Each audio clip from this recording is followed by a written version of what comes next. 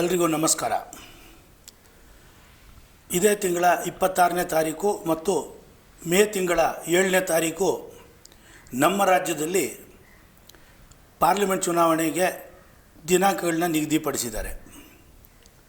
ಈ ಚುನಾವಣೆಯಲ್ಲಿ ಇದು ಬಹಳ ಪ್ರಮುಖವಾದ ಒಂದು ನಿರ್ಣಾಯಕವಾದಂಥ ಒಂದು ಚುನಾವಣೆ ಆಗಿರೋದ್ರಿಂದ ಈ ರಾಜ್ಯದ ಜನತೆ ಮತ್ತು ಅದರಲ್ಲೂ ವಿಶೇಷವಾಗಿ ಕಾರ್ಮಿಕ ವರ್ಗ ಬಹಳ ಎಚ್ಚರಿಕೆಯಿಂದ ಮತದಾನವನ್ನು ಮಾಡಬೇಕಾದಂಥ ಒಂದು ಸಂದರ್ಭ ನಮ್ಮ ಮುಂದೆ ಇದೆ.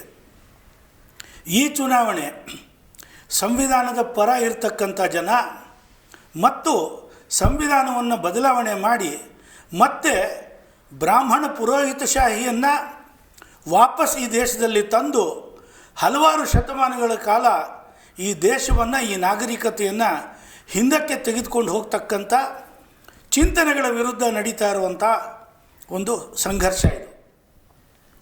ಈ ಸಂಘರ್ಷದಲ್ಲಿ ಕಾರ್ಮಿಕ ವರ್ಗ ಬಹಳ ಸ್ಪಷ್ಟವಾಗಿ ಸಂವಿಧಾನವನ್ನು ಉಳಿಸುವಂತಹ ಮತ್ತು ಈ ದೇಶದ ನಾಗರಿಕತೆಯನ್ನು ಮುಂದಿನ ಭವಿಷ್ಯಕ್ಕೆ ಸಕಾರಾತ್ಮಕ ದಿಕ್ಕಿನಲ್ಲಿ ತೆಗೆದುಕೊಂಡು ಹೋಗುವಂಥ ಶಕ್ತಿಗಳನ್ನು ಗೆಲ್ಲಿಸಬೇಕಾದಂಥ ಜವಾಬ್ದಾರಿ ಕಾರ್ಮಿಕ ವರ್ಗದ ಮೇಲಿದೆ. ತಮಗೆಲ್ಲ ಗೊತ್ತಿದೆ, ಮೋದಿ ಸರ್ಕಾರ ಜನವಿರೋಧಿ ಸರ್ಕಾರ, ಕಾರ್ಪೊರೇಟ್ ಪರ ಸರ್ಕಾರ, ರೈತ ವಿರೋಧಿ, ಮಹಿಳಾ ವಿರೋಧಿ, ಕಾರ್ಮಿಕ ವಿರೋಧಿ ಮತ್ತು ಜೀವ ವಿರೋಧಿ ಸರ್ಕಾರ ಇದು. ಇದರ ನೀತಿಗಳು ಯಾವತ್ತೂ ಸಹ ದುಡಿಯೋ ಜನರಿಗೆ ಪೂರಕವಾಗಿ ಇರಲಿಲ್ಲ.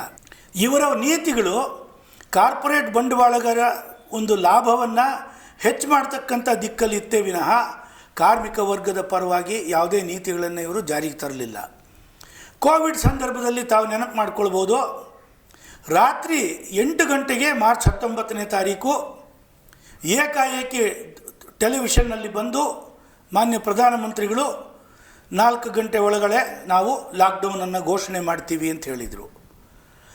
ಆ 4 ತಾಸಿನ ಒಳಗೆ ಯಾರು ವಲಸೆ ಕಾರ್ಮಿಕರಿದ್ದಾರೆ ಅವರು ಯಾವ ರೀತಿ ತಮ್ಮ ಊರನ್ನು ಸೇರ್ತಾರೆ, ನೆಲೆ ಕಂಡ್ಕೋತಾರೆ ಅನ್ನುವಂಥದ್ರ ಚಿಂತನೆ ಕೂಡ ಅವ್ರಿಗಿರಲಿಲ್ಲ. ಇಡೀ ದೇಶವನ್ನು ತಯಾರಿ ಇಲ್ಲದೆ ಮತ್ತು ಆತುರಾತುರವಾಗಿ ಅನಾಹುತ ಮಾಡ್ತಕ್ಕಂಥ ತೀರ್ಮಾನಗಳನ್ನ ತಗೊಳ್ಳೋದನ್ನು ಅವರು ಮಾಸ್ಟರ್ ಸ್ಟ್ರೋಕ್ ಅಂತ ಬಣ್ಣಿಸಿ ಒಂದು ಸ್ವಲ್ಪ ವಿಷಾದವನ್ನು ಕೂಡ ಅವರು ಇಟ್ಕೊಂಡಿಲ್ಲ ಆ ವಿಚಾರಗಳಲ್ಲಿ. ಸೊ ಅದರ ಪರಿಣಾಮ ನಮಗೇನಾಯಿತು, ಇವತ್ತು ಒಂದು ಕಡೆಗೆ ಇದ್ದ ಊರಲ್ಲಿ ನೌಕರಿ ಇಲ್ಲ ಅಂತಂದರೆ ಸಂಬಳ ವೇತನ ಇಲ್ಲ, ಮನೆಗೆ ಬಾಡಿಗೆ ಕಟ್ಟಕ್ಕೆ ದುಡ್ಡಿಲ್ಲ, ಊಟ ದವಸ ತಗೊಳ್ಳೋಕ್ಕೆ ದುಡ್ಡಿಲ್ಲ. ಆ ಪರಿಸ್ಥಿತಿಗೆ ವಲಸೆ ಕಾರ್ಮಿಕರು ದೂಡಲ್ಪಟ್ಟು ನಾವಿಲ್ಲಿ ಸತ್ತರೆ ನಮ್ಮ ಊರಿಗೆ ನಮ್ಮ ಹೆಣ ಸಾಗಿಸೋದಕ್ಕೂ ನಮ್ಮ ಕುಟುಂಬದವರಿಗೆ ಆಗೋದಿಲ್ಲ ಅಂಥೇಳಿ ಲಕ್ಷಾಂತರ ಕಾರ್ಮಿಕರು ತಮ್ಮ ತಮ್ಮ ಊರುಗಳಿಗೆ ನಡಿಗೆಯಲ್ಲೇ ಹೋಗುವಂಥ ಸಂದರ್ಭ ತಂದರು. ಕೋಟ್ಯಾಂತರ ಜನ ಇವತ್ತು ನಮ್ಮ ದೇಶದ ಏನು ಸ್ವಾತಂತ್ರ್ಯ ಬಂದಾಗ ವಿಭಜನೆಯ ಸಂದರ್ಭದಲ್ಲಿ 1 ಕೋಟಿ ಜನ ಇವತ್ತು ತಾವು ಕೆಲಸ ಇದ್ದಂಥ ಜಾಗದಿಂದ ಬೇರೆ ಹೋಗುವಂಥ ಒಂದು ಸಂದರ್ಭ ಇತ್ತು. ಆ ಸಂದರ್ಭವನ್ನು ಮೀರಿಸಿ 1 ಕೋಟಿ ಜನ ಇವತ್ತು ಡಿಸ್ಪ್ಲೇಸ್ ಆದಂಥ ಸಂದರ್ಭ ಮನುಕುಲದಲ್ಲೇ ಅದೇ ಭಾಳ ದೊಡ್ಡದು ಅಂದ್ಕೊಂಡಿವಿ. ಅದನ್ನು ಮೀರಿಸಿ 8 ಕೋಟಿ ಜನ ಸುಮಾರು ಇವತ್ತು ದೇಶದಲ್ಲಿ ತಾವು ಹುಟ್ಟಿದ ಊರನ್ನು ಬಿಟ್ಟು ಬೇರೆ ಬೇರೆ ಪ್ರದೇಶಗಳಿಗೆ ಹೋಗಿ ಬದುಕನ್ನು ಕಟ್ಕೊಂಡಂಥ ಸಂದರ್ಭದಲ್ಲಿ ಏಕಾಏಕಿ ಈ ರೀತಿಯಾದಂಥ ಅನಾಹುತ ಮಾಡಿ ಲಕ್ಷಾಂತರ ಜನ ಇವತ್ತು ಬೀದಿಗೆ ಬಂದರು. ಬರಿಗಾಲಲ್ಲಿ 1000 ಕಿಲೋಮೀಟ್ರ್ ನಡ್ಕೊಂಡು ಹೋದರು, ರೈಲು ಹಳಿಗಳ ಮೇಲೆ ಸತ್ತರು, ಹಸಿವಿಗೆ ಸತ್ತರು, ಬಾಯಾರಿಕೆಗೆ ಸತ್ತರು. ಆದರೆ ಆ ಕುಟುಂಬಗಳಿಗೆ ಒಂದು ಪರಿಹಾರ ಕೊಡ್ರಿ ಅಂದರೆ ನಮ್ಮ ಹತ್ರ ಲೆಕ್ಕ ಇಲ್ಲ ಅಂತಂದರು ಪಾರ್ಲಿಮೆಂಟಲ್ಲಿ. ಮತ್ತು ಎರಡನೇದು, ಕಾರ್ಮಿಕ ಕಾನೂನುಗಳನ್ನು 100 ವರ್ಷಗಳ ಕಾರ್ಮಿಕ ಚಳುವಳಿಯ ಚರಿತ್ರೆಯಲ್ಲಿ ಕಾರ್ಮಿಕರಿಗೆ ಹಲವಾರು ಹಕ್ಕುಗಳನ್ನು ಪಡ್ಕೊಂಡು ಬಂದರು. ಇವತ್ತು ಅದೆಲ್ಲವನ್ನು ಕೂಡ ಬಂಡವಾಳಗಾರರಿಗೆ ಅನುಕೂಲ ಮಾಡಿಕೊಡೋ ರೀತಿಯಲ್ಲಿ ಬದಲಾವಣೆ ಮಾಡಿ ಇವತ್ತು ನಮ್ಮ 100 ವರ್ಷದ ಹೋರಾಟವನ್ನು ಕಾಲು ಕೆಳಗಡೆ ಹಾಕಿ ಹೊಸಗುವಂಥ ಕೆಲಸನ ಮೋದಿ ಸರ್ಕಾರ ಮಾಡ್ತಾಯಿದೆ. ಮತ್ತು ಇವತ್ತು ಅಸಂಘಟಿತ ವಲಯದ ಕಾರ್ಮಿಕರಿಗೆ ನಾವು ಪೆನ್ಷನ್ ಯೋಜನೆಯನ್ನು ತಂದಿದ್ದೀವಿ, ನೀವು 40 ವರ್ಷ ಆಗುವವರೆಗೂ ನೀವು ಕಾಂಟ್ರಿಬ್ಯೂಟ್ ಮಾಡಿರಿ ಅಂತಾರೆ. ವ್ಯವಸ್ಥಿತವಾಗಿ ಅವರಿಂದ ವಂತಿಗೆ ಸಂಗ್ರಹಣೆ ಮಾಡಲಿಕ್ಕೆ ಯಾವ ವ್ಯವಸ್ಥೆ ಇದೆ? ಅದರಿಂದ ಇದು ಎಲ್ಲವೂ ಕೂಡ ಮೂಗಿಗೆ ಜೇನು ಸವರೋ ಕೆಲಸ, ಮೊಣಕೈಗೆ ತುಪ್ಪ ಸವರೋ ಕೆಲಸ. ಅದರಿಂದ ಈ ರೀತಿಯಾಗಿ ಹೇಳಿ ತಾವು ಭಾಳ ಕಾರ್ಮಿಕರ ಪರ ಅಂತ ಹೇಳಿ ಬಿಂಬಿಸ್ಕೊಳ್ಳಿಕ್ಕೆ ಅವರು ಹೊರಟಿದ್ದಾರೆ. ಇಡೀ ದೇಶ ಒಂದು ಅಸಂಘಟಿತ ವಲಯದ ಕಾರ್ಮಿಕರಿಂದ ತುಂಬಿ ತುಳುಕ್ತಾ ಇದೆ. ಮತ್ತು ಅವರನ್ನು ರಾಷ್ಟ್ರ ಮಟ್ಟದಲ್ಲಿ ಫ್ಲೋರ್ ಲೆವೆಲ್ ಮಿನಿಮಮ್ ವೇಜನ್ನು ₹178 ನಿಗದಿಪಡಿಸಿದರೆ ನಾಚಿಕೆ ಆಗಬೇಕು. ಈ ₹178 ಕಾರ್ಮಿಕರಿಗೆ ಬದುಕಲಿಕ್ಕೆ ಸಾಧ್ಯ ಇದೆಯಾ ಅನ್ನುವಂಥ ಯೋಚನೆ ಮಾಡೋ ಸಂವೇದನೆ ಕೂಡ ಇವತ್ತು ಕೇಂದ್ರ ಸರ್ಕಾರಕ್ಕೆ, BJPಗೆ ಇಲ್ಲ. ಮತ್ತು ಇವತ್ತು ಪ್ರಜಾಪ್ರಭುತ್ವನ ಉಳಿಸಬೇಕು.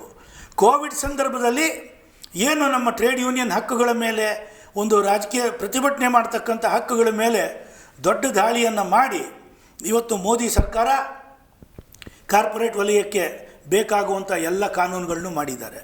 ಇವತ್ತು ಬಂಡವಾಳಗಾರರಿಗೆ ಇವತ್ತು ಸಾಲ ತಗೊಂಡು ಸುಮಾರು 10-16 ಲಕ್ಷ ಕೋಟಿ ರೂಪಾಯಿಗಳಷ್ಟು ಬಂಡವಾಳಗಾರರ ಸಾಲನ ಇವರು 10 ವರ್ಷದಲ್ಲಿ ಮನ್ನಾ ಮಾಡಿದ್ದಾರೆ. ಆದರೆ ಇವತ್ತು ಕಾರ್ಮಿಕ ವರ್ಗಕ್ಕೆ ಸೌಲಭ್ಯಗಳಾಗಲಿ ಸವಲತ್ತುಗಳಾಗಲಿ ನಾವು ಏನಾದರೂ ಕೇಳಿದ್ರೆ ಅದನ್ನು ಮಾಡಲಿಕ್ಕೆ ತಯಾರಿಲ್ಲ. ಇದಕ್ಕೆ ಪ್ರತಿ ಇಂಡಿಯಾ ಬ್ಲಾಕ್ ಏನು ಕಾಂಗ್ರೆಸ್ ಪಕ್ಷ, ಎಡಪಕ್ಷಗಳು ಮತ್ತು ಹಲವಾರು ಪ್ರಾದೇಶಿಕ ಪಕ್ಷಗಳು, DMK ಇದೆ, ಶಿವಸೇನೆ ಇದೆ, ಉದ್ಧವ್ ಠಾಕ್ರೆ ಬಣ, ಈ ಹಲವಾರು ಪ್ರಾದೇಶಿಕ ಪಕ್ಷಗಳು, ಸಮಾಜವಾದಿ ಪಾರ್ಟಿ ಎಲ್ಲ ಸೇರಿ ಇವತ್ತು ಇಂಡಿಯಾ ದೇಶದ ಒಂದು ಅಸ್ಮಿತೆಯನ್ನು, ಒಂದು ಫೆಡರಲ್ ಸ್ಟ್ರಕ್ಚರನ್ನು, ಸಂವಿಧಾನ ಉಳಿಸೋದಕ್ಕೆ ಅವರು ಒಂದು ಕೂಟವನ್ನು ರಚನೆ ಮಾಡಿಕೊಂಡಿದ್ದಾರೆ. ಅವರು ಹಲವಾರು ಕಾರ್ಯಕ್ರಮಗಳನ್ನು ಇವತ್ತು ಕೊಟ್ಟಿದ್ದಾರೆ. ಇವತ್ತು ಕಾಂಗ್ರೆಸ್ ಪಕ್ಷದ ಮ್ಯಾನಿಫೆಸ್ಟೋದಲ್ಲಿ ಕನಿಷ್ಠ ಕೂಲಿಯನ್ನು ನರೇಗಾದಲ್ಲಿ ₹400 ನಾವು ಮಾಡ್ತೀವಿ ಅಂತ ಹೇಳಿದ್ದಾರೆ. ಮೋದಿಯವರು ಕಳೆದ 10 ವರ್ಷದಲ್ಲಿ ನರೇಗಾ ಇರ್ಬೋದು ಅಥವಾ ಅಂಗನವಾಡಿ ಆಶಾ ವರ್ಕರ್ಸ್ ಇರ್ಬೋದು, ಅವರಿಗೆ ಕೊಡ್ತಾ ಇದ್ದಂಥ ಅನುದಾನವನ್ನು ನಿರಂತರವಾಗಿ ಕಡಿಮೆ ಮಾಡ್ತಾ ಬಂದಿದ್ದಾರೆ. ಆದರೆ ಇವತ್ತಿನ ಸಂದರ್ಭದಲ್ಲಿ ಅಂಗನವಾಡಿ ಮತ್ತು ಮಿಡ್ ಡೇ ಮೀಲ್ ವರ್ಕರ್ಸ್ ಆಗಲಿ, ಆಶಾ ವರ್ಕರ್ಸ್ ಆಗಲಿ, ಅವರಿಗೆ ಒಂದು ವೇತನವನ್ನು ಡಬಲ್ ಮಾಡ್ತೀವಿ ಅನ್ನುವಂಥ ಭರವಸೆಯನ್ನು ಇಂಡಿಯಾ ಬ್ಲಾಕ್ ಇವತ್ತು ಕೊಟ್ಟಿದೆ. ಈ ರೀತಿ ಮತ್ತು ಇನ್ನೊಂದು, ಅವರೊಂದು ವೇಳೆ ಮಾಡಲಿಲ್ಲ ಅಂದರೂ ಕೂಡ ನಾವು ಅವರ ವಿರುದ್ಧ ಹೋರಾಟವನ್ನು ಮಾಡಿ ಪಡೀಲಿಕ್ಕೆ ಸಾಧ್ಯ ಇದೆ.